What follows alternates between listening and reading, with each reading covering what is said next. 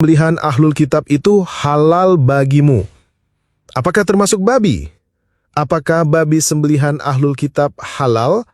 Di ayat Quran lain ada larangan makan babi. Para ulama juga berkata babi haram. Tetapi ayat ini berkata segala makanan ahlul kitab itu halal bagimu. Tidak dikatakan kecuali babi, tidak dikatakan juga termasuk babi. Nggak jelas. Perlu dijelaskan oleh hadis Abu Daud nomor 3342.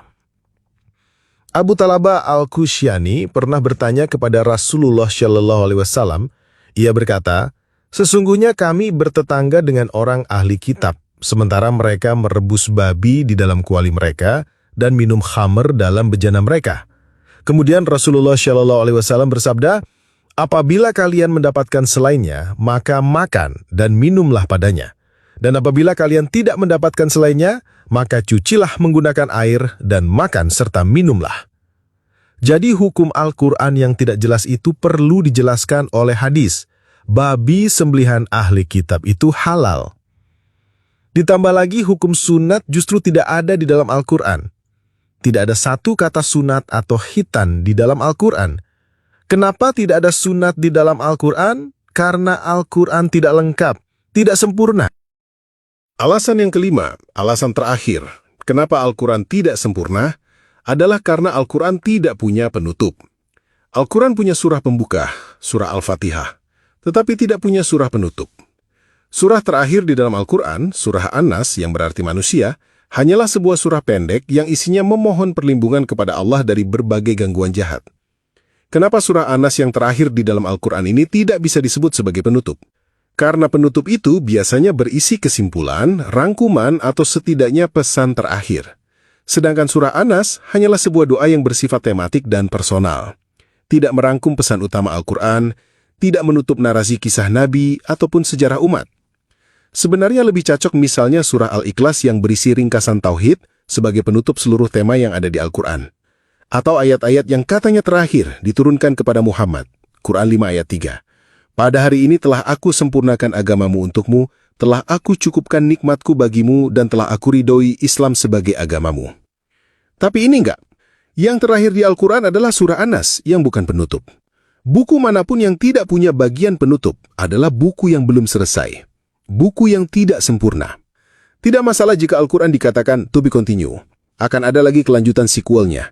Tetapi Al-Quran ini diklaim sebagai kitab terakhir penutup segala kitab, kan? Bagaimana mungkin Al-Quran disebut penutup semua kitab? Padahal Al-Quran sendiri tidak punya penutup. Apalagi Al-Quran bukannya menjelaskan kitab-kitab sebelumnya. Al-Quran perlu dijelaskan oleh kitab-kitab yang ditulis sesudahnya. Masa kitab penutup ditutup lagi dengan kitab-kitab lain? Jadi itu ya 5 alasan sederhana kenapa Al-Quran tidak sempurna dengan cara ukur yang objektif dalam menilai sebuah buku. Yang pertama, Al-Quran tidak ada dimensi waktu dan kronologi. Yang kedua, Al-Quran tidak ada konteks. Yang ketiga, Al-Quran tidak ada narasi utuh. Yang keempat, Al-Quran tidak jelas, perlu dijelaskan buku lain. Yang kelima, tidak ada penutup. Ukuran yang kita pakai ini bukan ukuran ganda dalam menilai buku. Semua buku yang tidak punya dimensi waktu atau kronologi, tidak punya konteks, tidak punya narasi utuh, perlu dijelaskan oleh buku lain, tidak punya penutup, adalah buku yang tidak sempurna. Teman-teman boleh saja tetap percaya Al-Quran kitab yang sempurna, penutup segala kitab, atau apapun. Tetapi kenyataannya tidak seperti itu. Kenyataannya Al-Quran tidak sempurna, dan teman-teman menganggap Al-Quran sempurna karena teman-teman tidak mengerti apa isinya. Teman-teman hanya percaya buta, takut kalau nggak percaya masuk neraka. Jadi sekarang saya mau berkata kepada teman-teman begini. Tidak perlu takut masuk neraka karena tidak percaya pada suatu klaim. Apalagi klaim itu sudah terbukti salah. Percaya buta pada sesuatu yang kamu tidak tahu, itu bukan beriman, itu kebodohan. Bersikeras percaya pada sesuatu yang salah juga bukan beriman, itu kebebalan. Beriman itu adalah percaya pada sesuatu yang kita tahu bahwa itu benar. Saya tidak meminta teman-teman untuk percaya kepada saya. Saya meminta teman-teman untuk periksa sendiri dan buktikan. Apakah Al-Quran punya dimensi waktu dan kronologi? Apakah Al-Quran punya konteks? Apakah Al-Quran punya narasi utuh? Apakah Al-Quran tidak perlu dijelaskan oleh buku lain? Apakah Al-Quran punya penutup? Dari situ teman-teman akan tahu sendiri bahwa Al-Quran memang bukan kitab yang sempurna. Oke, sekian video kali ini. Tuhan Yesus memberkati. الله ليس كبيرا، الله ليس كبيرا، واشهد أن هناك الكثير مع الله، واشهد أن هناك الكثير مع الله،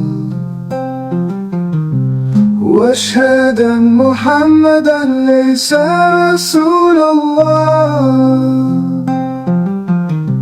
واشهد أن محمدا ليس رسول الله.